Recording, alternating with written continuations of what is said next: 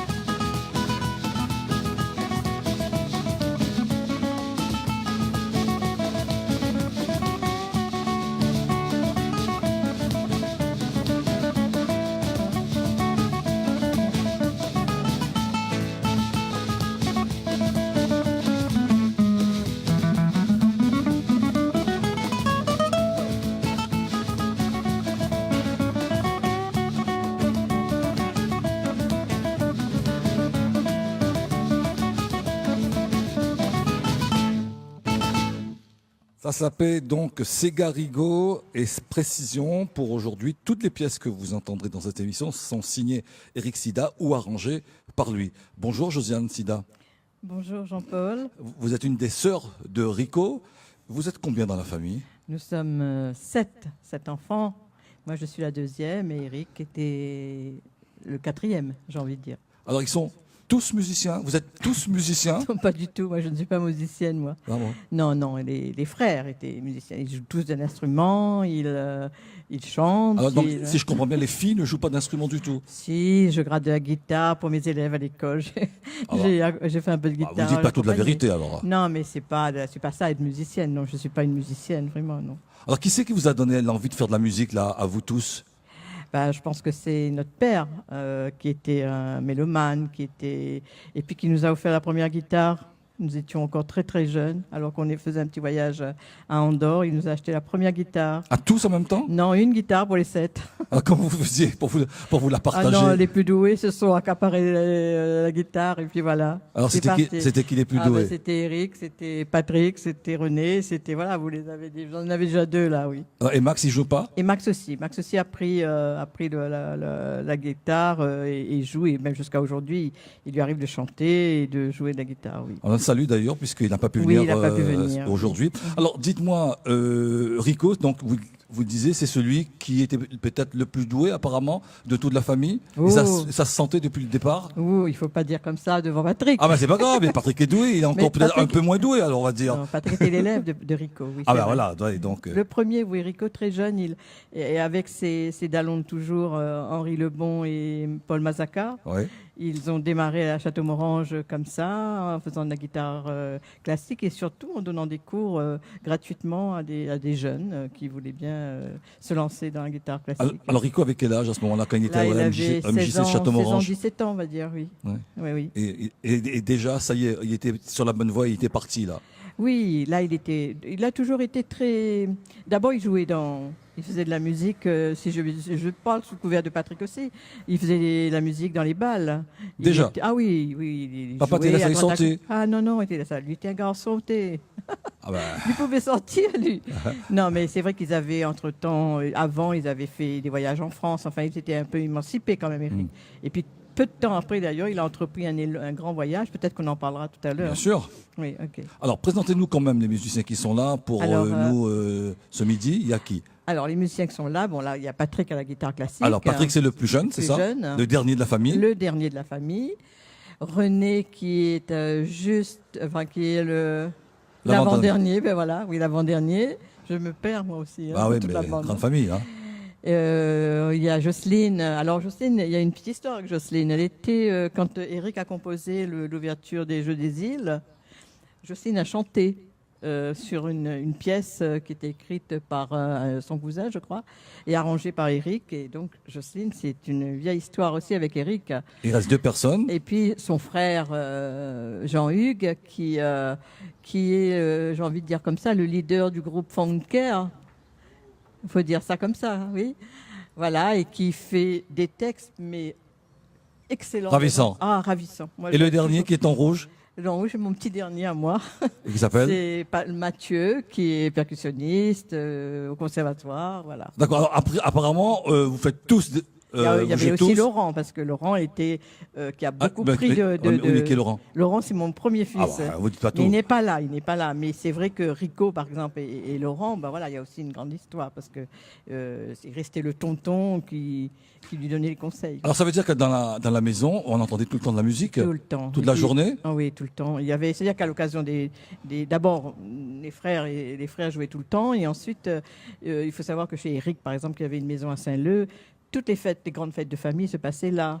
Et il y avait toujours un coin où Rico avait installé la sono, le micro, les instruments de musique, et il y avait de la musique. Tout était propice pour qu'à un Oui, moment ou oui. un autre, on fasse de la musique. Toujours de la musique. Quand il y a des regroupements de famille, on fait toujours de la musique. Et encore maintenant? Encore maintenant.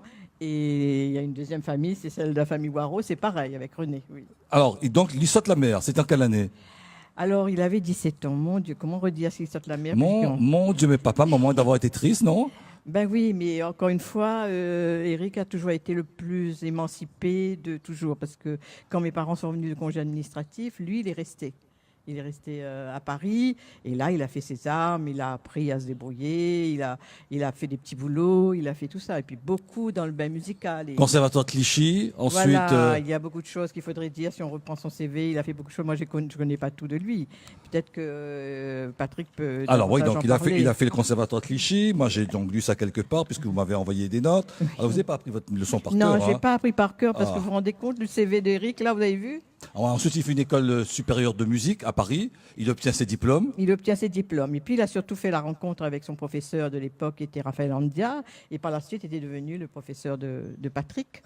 Quand Raphaël Patrick Andia a qui est venu préparé- plusieurs fois à La Réunion. Oui, qui est venu plusieurs fois. Et dans le cadre de Château-Morange, Eric, Paul et Henri, j'ai envie de dire ça comme ça, ce trio-là avait organisé des stages de musique classique en faisant venir des gens. Il y a eu un festival de l'océan Indien, de musique de l'océan Indien. Il y avait, avec Robert Jean Vidal, qui organisait... Et Eric composait déjà?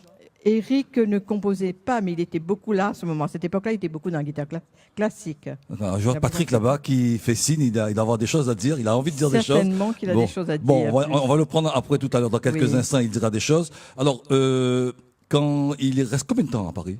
Alors, donc, à partir de ce moment-là, il est resté jusqu'à ce qu'il revienne en 93 à La Réunion. Ah, ça fait un bon moment, Donc, ça. il est resté là-bas en faisant des allers-retours. Mais ce qui s'est passé d'important dans sa vie, c'est qu'un jour, il a 18 ans peut-être, hein, où il décide de partir faire ce qu'on faisait à l'époque, la route vers l'Inde, sac à dos et une guitare en bandoulière aussi.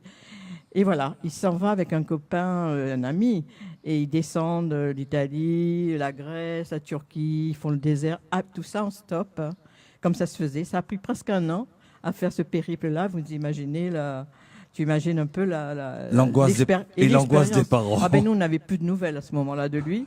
Et puis alors, l'expérience initiatique que cela a représenté pour lui. Oui, tout à fait. Et là, il a fait ce voyage, il a débarqué, il est arrivé jusqu'à Katmandou, puis après il est allé à Bombay, après il est allé à Goa, et il a fait une rencontre extraordinaire d'un musicien comme lui, autodidacte, qui s'appelle Remo, peut-être que vous, à Réunion Première, vous connaissez, peut-être pas, Non. qui fait de la musique indienne, mais aussi avec une grande formation occidentale aussi, j'ai envie de dire, donc mélange des deux. Et il a assez avec lui que Rico s'est initié au raga, la création du raga, et il en a composé par la suite.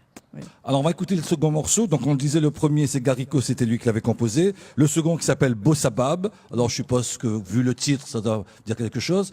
C'est lui aussi qui l'a composé. Vous savez à peu près à quelle Oui. époque ou pas? Les Patrick, frères? toi, non, Les non, frères, non. Patrick. Non. La date exacte, non. Dans les années 90? Dans les années 80. Bien. Alors, là, qui c'est qui joue? C'est Patrick, tout seul. Donc, il va jouer donc, un morceau de son Dada, Bossa Bab.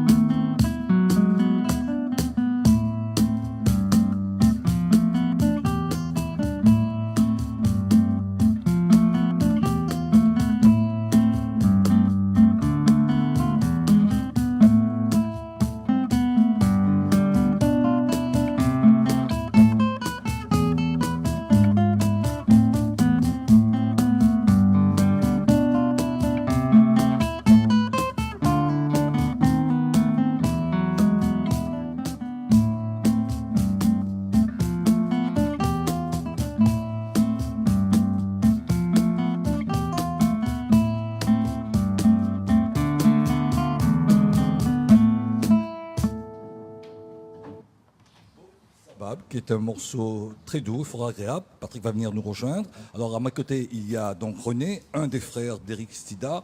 Donc là, l'autre personne qui se trouve là à ma droite, pour ceux qui peuvent nous voir, en tous les cas, ceux pour la radio, non, c'est pas possible. Donc c'est Josiane Stida. Alors les frères, prenez donc chacun un micro. Oui, Patrick. Oui, juste pour... Bonsoir. Bon, bonjour. Bonjour. Oui. Juste pour dire. Pour dire que Bossa Bab, Bab c'est Babette, c'est-à-dire sa femme. Ah oui, mais je sais pas, il faut tout me dire. Donc c'était une petite bossa qu'il a dédiée à sa femme qui s'appelait Elisabeth. D'accord, donc c'était Babette. C'était dans les années 90, c'est 80. ça 80. Alors, il était comment le frère, alors le grand frère? Je veux dire, en dehors du frère musicien, mais le grand frère, le dada, il était comment vis-à-vis de vous? Très dur. Oui, très sévère, très critique. C'était quelqu'un qui n'aimait pas la médiocrité. Donc, avec nous, il était très condescendant. Bon, parce qu'il savait qu'on avait un potentiel, surtout moi.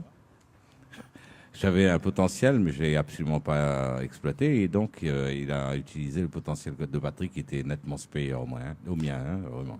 Mais il était très condescendant pour nous, mais en même temps, il ne souffrait pas de la médiocrité. Il n'aimait pas ça.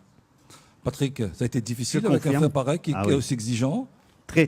C'est-à-dire qu'il n'est pas très exigeant, mais quand il te balance une critique, tu en prends plein la figure et tu vas bosser, tu rentres chez toi. Du genre? Tu vois. Du genre? Parce que même quand tu avais l'impression que tu avais vachement bien bossé, que c'est bon, là, il va être fier, il avait toujours un petit truc à dire qui te descendait. Mais qui était vrai. Et donc, tu repartais. Est-ce que vous avez un souvenir d'une critique qui vous a marqué? Alors, moi, j'en ai. Alors, un. René. Je faisais partie d'un groupe qui s'appelait le groupe S, avec Oui, UBRS à oui, l'époque, ça remonte. dans les années 80 toujours. Et on avait fait une tournée en métropole, dans notre jeunesse. Et on était passé à Évry, ville nouvelle, c'est à côté de Paris. Et Rico était venu nous voir. Et à la fin du spectacle, il est allé voir notre guitariste. Et il lui a dit, tu ferais mieux de jouer de la batterie. Oula, Voilà. dur, hein? Ah ouais. Bon, alors, ça c'était le frère musicien mais exigeant, mais là, je veux dire le frère, en dehors de la musique, il était comment? Il était- Très. Il rayonnait quand même. Il avait du succès partout. Il savait bien. Voilà. Un peu de jalousie? Non, de l'admiration. Parce que René a dit un petit peu. peut-être oui, si, mais Parce qu'il plaisait aux femmes. voilà, Parce que nous, oui, peut-être. Ah oui, Voilà. mais chaque chose en son Mais temps. Vous étiez plus jeune. comme il plaisait aux femmes et que c'était une référence et un modèle, ben on essayait de plaire aussi. Vous essayez d'être à la hauteur. Voilà. Bon, certainement ça. Faut Oui, dire Josiane. Oui, Eric était un garçon qui était une forte personnalité, c'est vrai. Comme disait René, il ne supportait pas la médiocrité, il ne comprenait pas qu'on reste dans le petit truc. Il voulait vraiment... voilà. Alors Donc, ça, on le cherche. c'est le musicien, mais, Le musicien. mais même Mais- quand il s'agissait pas de musique, il était Je exigeant. rajoute, et je rajoute, Oui. c'était un homme quand même généreux. Généreux parce que n'importe qui serait venu chez lui pour demander un petit conseil dans une guitare. Moi, j'ai un souvenir à la fin, un peu de temps avant sa mort, où il y a enfin, je dis un clochard, je ne sais pas, en tout cas, un marginal, un sans-abri qui passe et qui arrive. Et Eric le voit et lui dit, mais vous l'a pas venu voir à moi, mais il devait arranger une guitare, vous l'a pas passé. Elle dit non, on m'a pas gagné, m'a pas trouvé le temps et tout ça. En fait, Eric lui avait proposé de venir, il aurait remis les cordes sur sa guitare parce qu'il voulait jouer un petit peu. Il n'y avait pas une catégorie particulière qui venait chez Eric. Sa maison était ouverte à tout le monde. Les plus grands, je disais, Manu Dibango est passé chez lui, mais les plus simples aussi, les gens, voilà, tout le monde pouvait venir chez Rico. La maison était ouverte. La maison était ouverte et il avait cette espèce de capacité d'avoir de l'attention à chaque fois pour chacun. Moi, je l'ai vu, je l'ai regardé, on était un petit peu à côté et je voyais ça. Mais alors, il avait aussi cette qualité ou ce défaut de attention.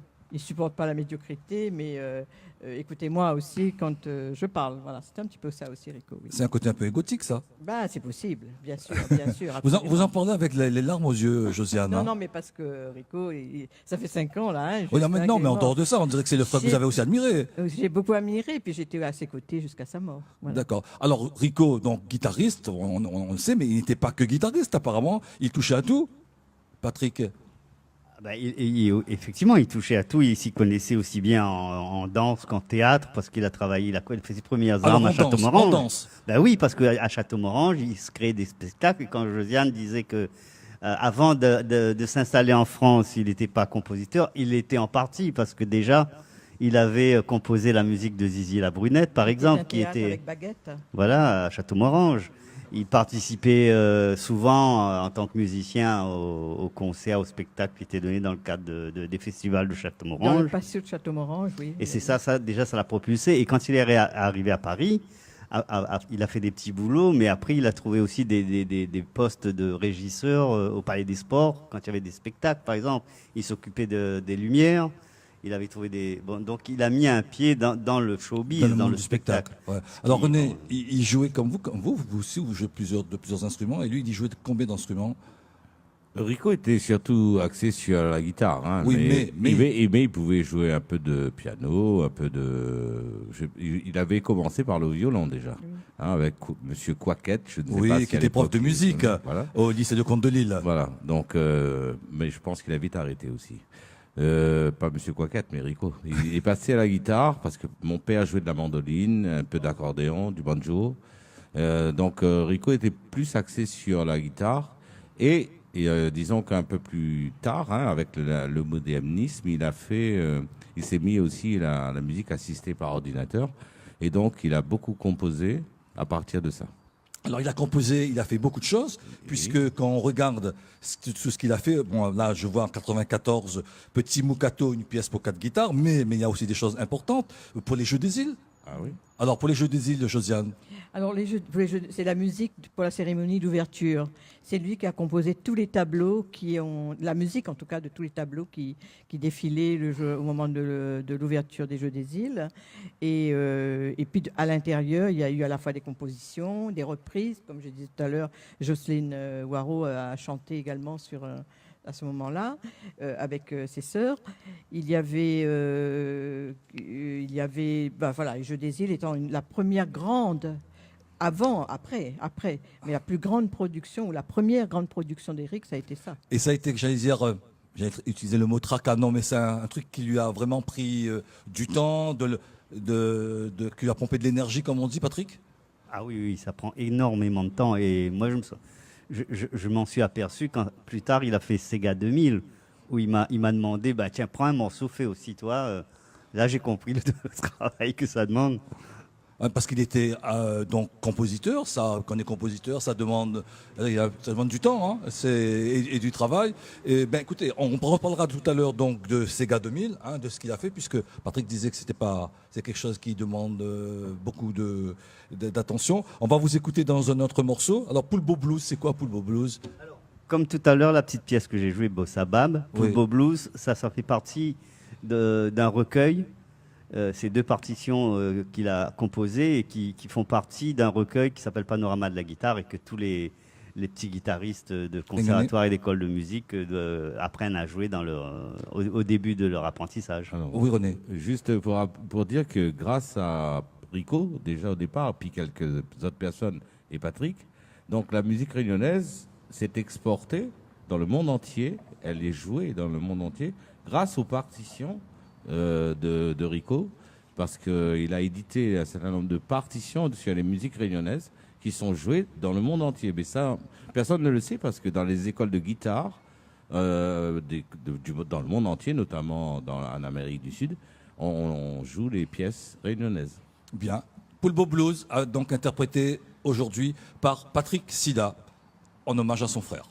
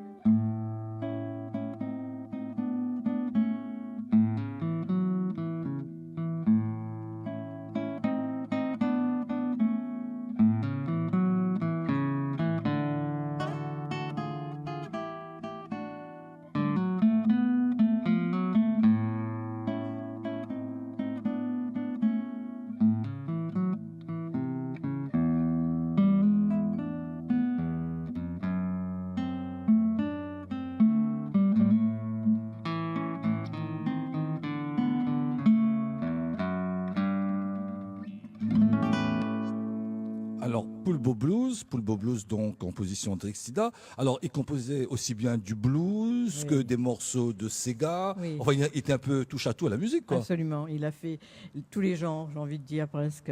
Le jazz, le classique, on connaît, puisqu'il a commencé comme ça. Toutes les musiques réunionnaises et les Sega et les musiques traditionnelles. Le blues, la variété. Donc, vraiment, il était comme ça très polyvalent. Mais non, mais qu'est-ce qu'il aimait le plus composer? Non, il aimait de tout. Il n'y avait pas un plus, parce que je crois que... Il était Par ouvert exemple, à tout, lui. Il était ouvert à tout. Et moi, par exemple, ma passion pour Bach, c'est lui. Quand j'étais chez lui, toujours, il me faisait écouter tel morceau de Bach. Il faut dire aussi qu'il fréquentait beaucoup les concerts. Il allait aux concerts. Placé à Paris, il a eu l'occasion d'écouter, de voir, de rencontrer d'autres musiciens. Et voilà. Donc il vous a fait aimer la musique baroque. Ah oui, moi, j'aime beaucoup, oui. C'est lui. Et d'ailleurs, aujourd'hui, j'ai toujours une émotion quand j'écoute Bach. Il vous a influencé, Patrick, comment? Qu'est-ce que vous aimez, vous? Quel genre de musique? Et il vous a orienté comme Josiane vers telle ou telle musique classique? C'est un style ou alors disons qu'à l'adolescence, quand j'avais 14-15 ans, donc il n'y a pas si longtemps que ça. C'est gentil. Lui, il avait commencé la guitare classique donc avec Paul et Henri et il est parti. Mais moi, j'avais écouté ça un petit peu de loin et ça a été le coup de foudre, la musique classique vraiment. Et j'ai arrêté tous les autres styles pour me mettre à la technique classique, de la guitare classique. C'est là qu'il a été en quelque sorte mon premier professeur. Il a supervisé l'enregistrement de vos 2 CD là avec non, David Loireau. Il n'était pas encore entré quand on l'a fait ça. D'accord, ok. Alors on va dire quand même Il vous avez était fait quand pas même tout 2 à CD. fait, Et depuis vous n'avez plus rien fait là encore, il me semble, non? Non, après c'est à venir. Tu sais, la guitare classique, ça nourrit pas son homme. Oui, d'accord, mais enfin bon. Et parfois c'est non, mais d'entendre les gens des sont morceaux. pas très demandeurs. Les salles de concert ne nous ouvrent pas les portes comme ça. Hein, Voilà, parce que vous lancez un appel. on remplit pas les salles. Alors vous, il vous avez influencé sur un style de musique, René, ou pas? Ben, comme on disait, quand on était en métropole, on avait fait ce voyage en Andorre. Quand on est revenu, à l'aller, on avait un manche-disque. Hein, il n'y avait pas encore des. On avait un manche-disque et au retour, on s'accompagnait à la guitare. Donc moi, j'ai été influencé par la musique, par la variété française, notamment des années 60 de l'époque, 70. Et donc, moi, je suis resté dans ce registre-là. Et Rico n'était pas hostile à la variété. Parce pour lui, il y avait la variété, la bonne variété. Avec de la mauvaise variété, alors? De la mauvaise, c'est là où, justement, je disais qu'il était intransigeant envers la mauvaise variété, notamment créole. Parce qu'il faut quand même dire, moi, je suis désolé, je vais le dire quand même. C'est le sucré. Non, un bon peu musique La Réunion, ouais. Mais un bon peu, il n'est pas bon, hein, excusez-moi, mais et c'est dommage que on ne mette pas en avant ce qui est bon, parce que Nana de monde est bon, hein. Ah. Disons franchement, heureusement Réunion Première est là, hein. Merci en tout cas. Allez vous installer, tous les musiciens. En attendant, oui, Josiane. Oui, peut-être Patrick ne dit pas, mais. Pour te dire sa passion aussi pour Bach, les Beatles, dans la grande époque des Beatles, oui. Eric a trouvé que les Beatles avaient tout inventé de la musique pop de l'époque. Donc il était vraiment un très, très passionné de Beatles et des groupes de cette époque-là. Et puis, pour vous dire que ça reste quand même sa passion pour Bach, la musique baroque, sur son lit de mort pratiquement. Il a demandé à Patrick de jouer la chaconne de Bach pour lui. Ah, c'est très beau. Donc, très beau la chaconne. C'est dommage que Patrick n'ait pas choisi de jouer la chaconne. Peut-être, oui, c'est très long, mais bon, c'est tellement beau. Oui. Donc voilà, et ça c'était Eric avec son côté, voilà, il a touché à toutes formes de musique, à toutes sortes de musique. Mais dans son cœur, il est resté quand même cette grande passion pour la musique baroque, Bach en particulier. Alors, parlez-nous, oui, Patrick. Pour l'anecdote, hein, la dernière musique qu'il a entendue avec nous avant de partir, c'est justement la chaconne qu'il m'a demandé de jouer. C'était, je suppose, un grand moment d'émotion pour toute la famille, certainement. Alors, Noir, c'est une histoire, ce qu'on va entendre là, Josiane. Alors, Noir, d'abord, c'est une commande de la SACEM à l'époque, en 2000, quand il a fait Sega 2000. Il a pris un certain nombre de grands standards réunionnais et il a composé pour orchestre symphonique. Je parle sous le contrôle de Patrick et René. Il a harmonisé pour l'orchestre symphonique. Et là, l'orchestre du CNR, des musiciens qu'il a fait venir également de métropole et des chanteurs locaux ont interprété les versions harmonisées de ces musiques. Là-dedans, il y avait depuis les petites fleurs fanées jusqu'à dans la ravine Nonkers Soleil que chantait René.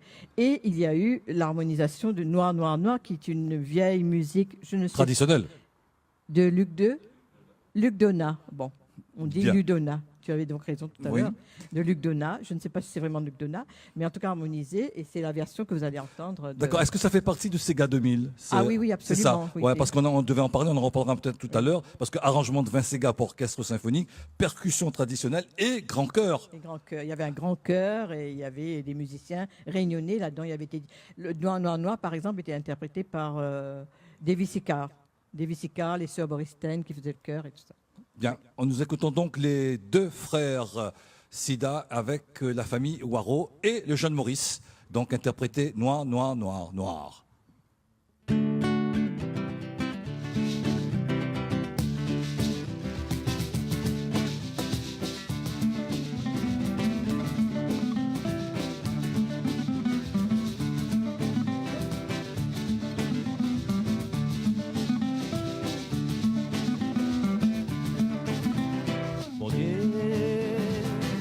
La bête à nous destinataires, chacun a gagné son couleur.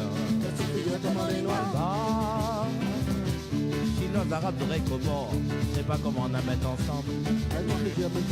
Oui, quand il a fait, il a affaires. Get ton figure comment les blêmes. Un seul affaire faut mettre en l'air. Nous habitants destinataires, nouvelle avenue, c'est les meilleurs. Nous pour l'amour, pas pour la guerre.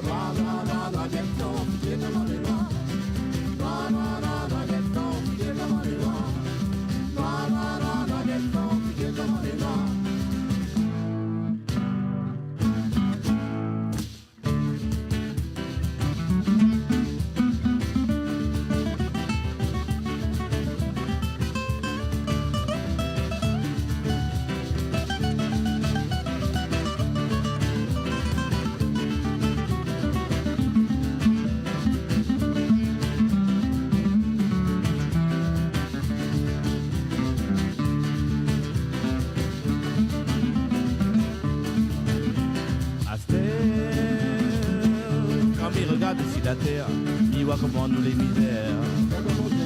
L'argent, il dépend à nous mettre ensemble, il est à nous aussi ensemble. Ouais, nous gagnons pas fait de affaires, nous vivons paix destinataire.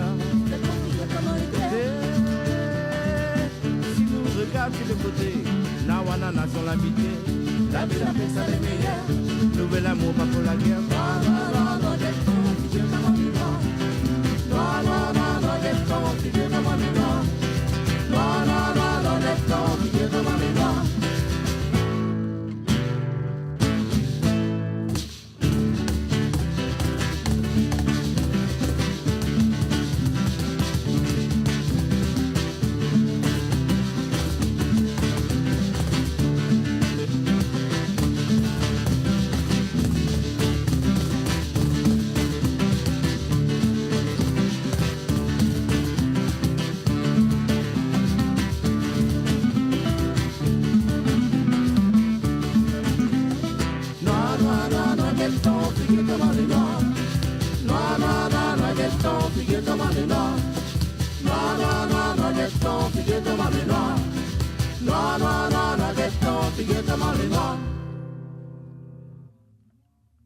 Donc, un morceau traditionnel, donc repris, arrangé par Eric Sida pour donc Sega 2000. Sega 2000, mais imaginez là les violons, violoncelles, les cuivres, le chœur.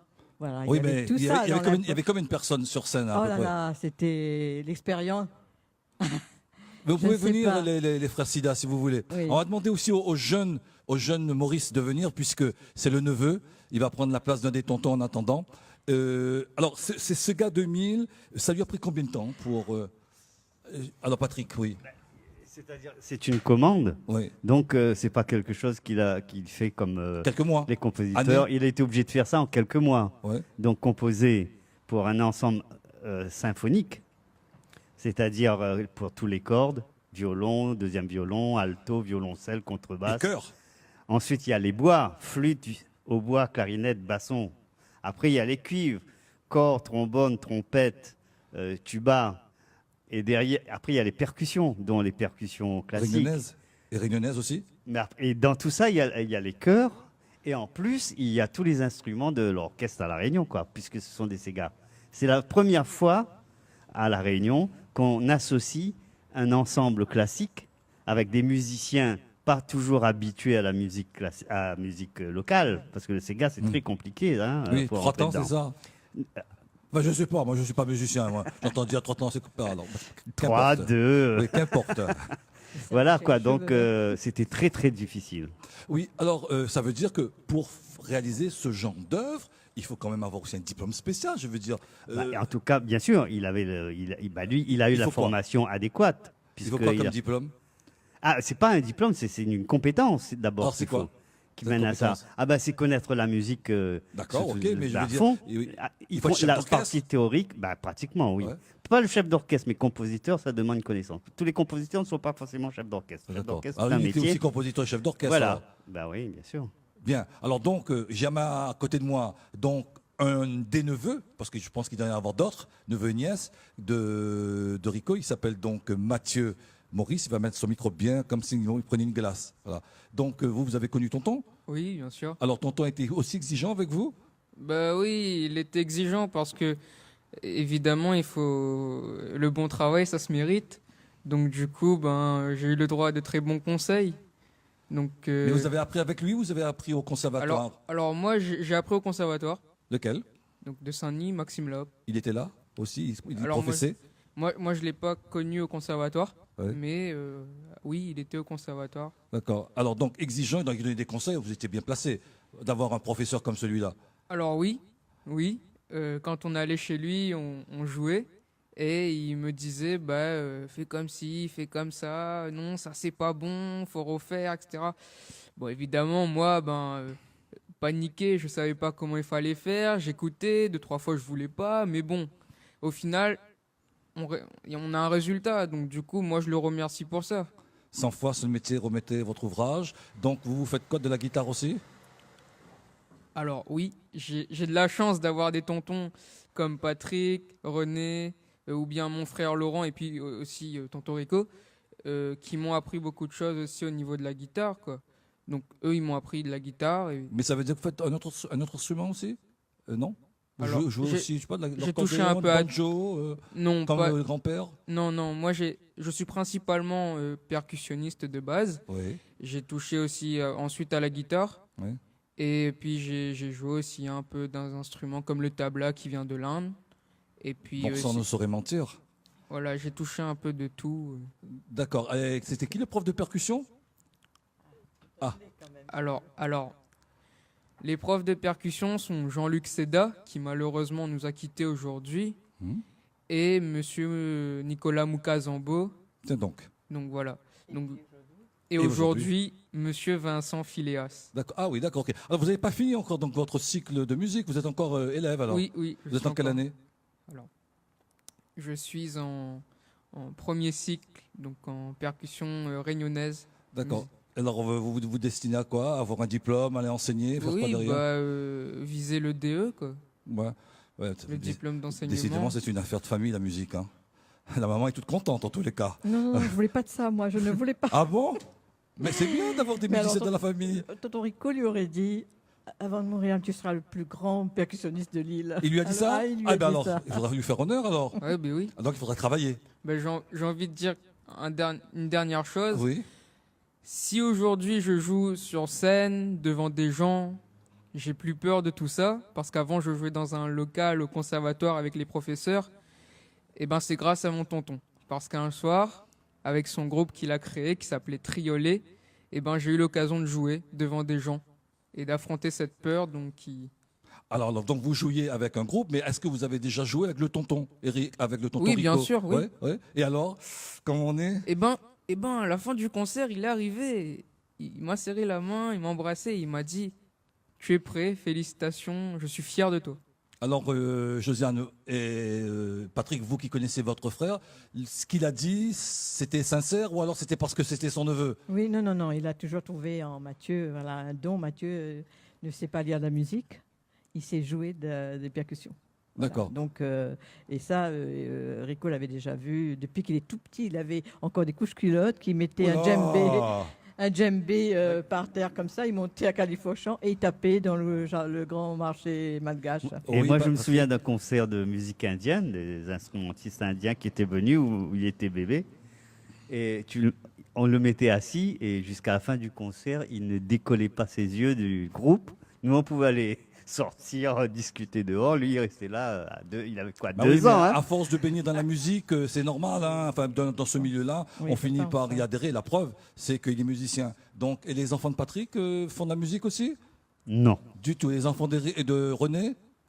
Non, il est parti, mais c'est pas grave, on peut répondre pour lui. Mais ils aiment la musique. Ils Hein. aiment la musique. Ah oui, il chante. D'accord. Vous savez, René, c'était le chanteur de notre famille quand même. Hein. Donc, et Rico, il n'y a pas à dire. La voix de René, bon. Ah, il a une voix très grave. Ça, oui. Ça, et une voix chaude. Alors, on va parler peut-être aussi du directeur, parce que Rico, donc, il composait, il jouait, il faisait des concerts, il faisait un tas de choses. Mais à côté de ça, il était aussi, on va dire quelque part, manager. Il a été professeur au conservatoire, mais il a dirigé aussi des écoles. Oui, il a dirigé, il a aidé à la création d'écoles, celle de Saint-André par exemple. Et après, il a été directeur à l'école de Saint-Joseph et de Saint-Louis avant d'être professeur au conservatoire. Où c'était, oui, au conservatoire. Il était à Saint-Denis au conservatoire ou il était, Il était dans professeur de Saint-Pierre? musique réunionnaise. Mais oui, mais à Saint-Pierre, à Saint-Denis? Ah, dans les 4 centres. Ah, dans les 4 centres. Ah, il circulait. Oui. C'est pas une affaire simple. Hein. Oui. Ouais. Oui. Donc il a dirigé dans ses directions il a fait la direction de chœur des voix des bas. Oui, les voix des c'est bas. lui qui a monté Non, les mais voix des bas. on va parler après. du directeur parce que il a dirigé, mais aussi il a créé une école. Ah, l'école ben oui, de la foi, bien sûr. ah ben Alors, oui, ça, je vais bah, en quand parler parce même. que c'est moi qui ai pris la présidence Bon, alors, on y après va. son départ. Oui, et Eric estimait que tous les enfants pouvaient faire de la musique. Malheureusement, tous les enfants ne peuvent pas aller dans une école de musique. D'abord parce que les écoles sont situées sur la côte. Et comme les écoles sont situées sur la côte, elles sont chères. Les parents de la petite famille du qui Léo, habite dans les Hauts, il peut pas. il ne peut pas. Alors, descendre. il a imaginé une école, et là, il a été aidé par le TCO et la mairie de Saint-Leu. Il a imaginé une école, l'Aqua, c'est un sigle, hein, où les professeurs se déplaçaient pour aller dans les quartiers, enseigner la guitare, du piano et des percussions. Et puis de la danse, parce cette école avait aussi des cours de danse. Il a créé l'AQUA et grâce au soutien des collectivités, eh bien, il a pu faire ce projet extraordinaire qui permettait aux enfants de ne pas partir trop loin de chez eux, aux parents de ne pas payer très cher du tout, parce que c'est vraiment des tarifs, ça n'avait rien à voir avec les écoles de musique d'aujourd'hui. Et donc... Alors, mais voilà. vous disiez permettez. Ça veut dire qu'elle n'existe plus, cette école? Elle existe toujours, mais bon, entre-temps, c'était difficile. Après le décès d'Éric, la reprise des cours, c'était difficile. Et puis, vous savez que les collectivités ne payant plus, là, c'était beaucoup une subvention du TCO, par exemple, et de la mairie de Saint-Leu. Donc, il y a eu toutes ces suppressions de moyens financiers ont fait qu'on n'avait plus les moyens de payer les professeurs pour qu'ils se déplacent et qu'ils aillent donner des cours. Et les parents n'avaient pas les moyens non plus de payer des écoles sur la côte, par exemple. Ça veut dire qu'il y a plein de petits-enfants réunionnais, Oui, peut-être de petits un génies peu qui n'ont pas pu Absolument, continuer poursuivre. à faire de la Par contre, musique. il y en a quelques-uns qui l'ont commencé. Ils avaient 6 ans quand ils sont arrivés à l'école à l'Aqua avec Eric. Il y a tout un travail de guitare qu'il a effectué avec ces élèves-là. Et puis, il y avait le professeur de piano, donc il y avait également le piano. Puis, Rico, il faut quand même dire une chose, c'est qu'il avait une conception de la musique qui disait qu'il n'y avait pas de cloison, de barrière. Dans chaque technique, aller au plus loin, au plus haut niveau, certes. Et après, l'ouverture, on peut mélanger, on peut mettre du jazz avec du classique, on peut mettre du maloya avec du classique, et on peut mettre... voilà, il avait cet esprit-là d'ouverture, ce qui fait que les réalisations d'élèves, par exemple, ce sont toujours des mix entre musique réunionnaise, technique classique, musique réunionnaise, jazz, enfin voilà. Donc, Alors, il a aussi donc composé pour le théâtre. alors, il a fait des musiques de beaucoup de choses. Il a fait musique aussi pour des pièces de théâtre, en effet, avec Talipo, avec une musique aussi pour la danse, avec la compagnie Yun Chang. Il a composé pour des musiques pour le théâtre aussi. Je vois qu'il a participé donc à Musique pour théâtre, l'autre côté de l'entourage, voix, chœur, Oui, instruments oui, traditionnels oui, avec oui, oui. houleur, caillant, piqueur, Oui, triangle, oui. conga. Il a joué aussi avec Talipo. Il a joué avec Talipo, il a composé, il a arrangé les musiques pour Talipo. Il a toujours été, voilà, il a mis Candide au Grand Marché. Candide au Grand Marché, oui. Et puis, il y a eu une tournée en Bretagne. Oui. Alors, c'est original, ça. Oui, la tournée en Bretagne, c'était, je crois que c'était la tournée Tamatam. Tamatam.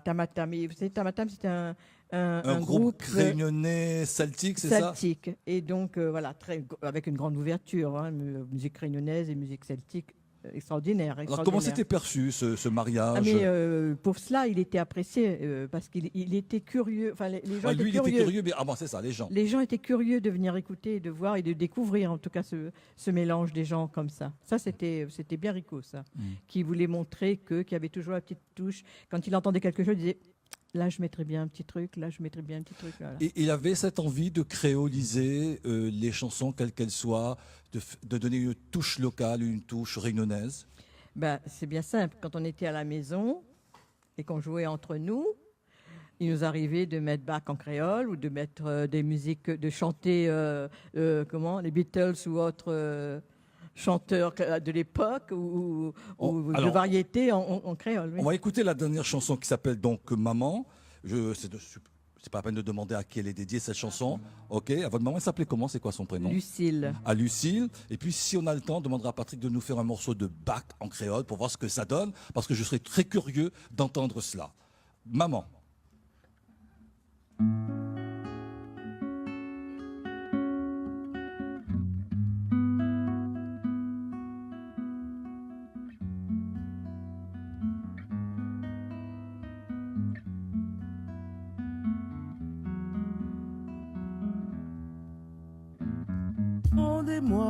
Rendez-moi ma maman. Elle est partie sans avoir eu le temps de me serrer dans ses bras, m'embrasser et me dire bonsoir. Rendez-moi ma maman. Oh, j'ai si mal dans mon petit cœur d'enfant, je sais plus où aller.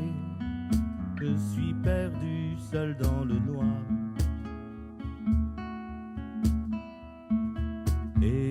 Pourtant il faut grandir, vivre et ne plus en souffrir. Oh, oh, oh, oh. De tourner vers l'avenir, oublier pour repartir. Oh, oh, oh.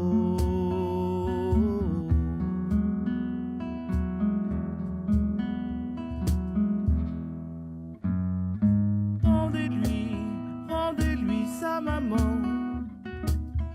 Elle est partie sans avoir eu le temps de serrer dans ses bras, l'embrasser et lui dire bonsoir.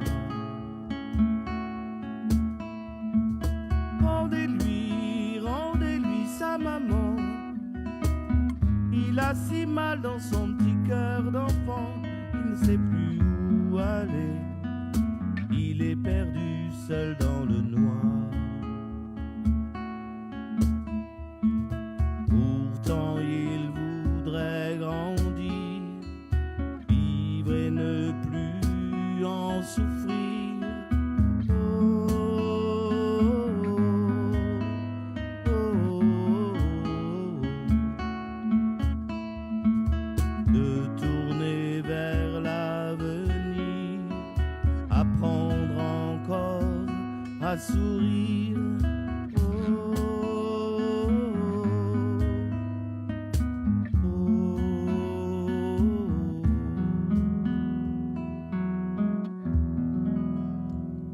Maman, interprétée par les deux frères Sida. On conclut, Josiane?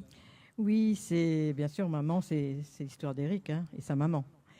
Et donc, oui, je voulais dire un petit mot aux 3 enfants d'Éric, hein, de Rico, parce qu'ils sont loin.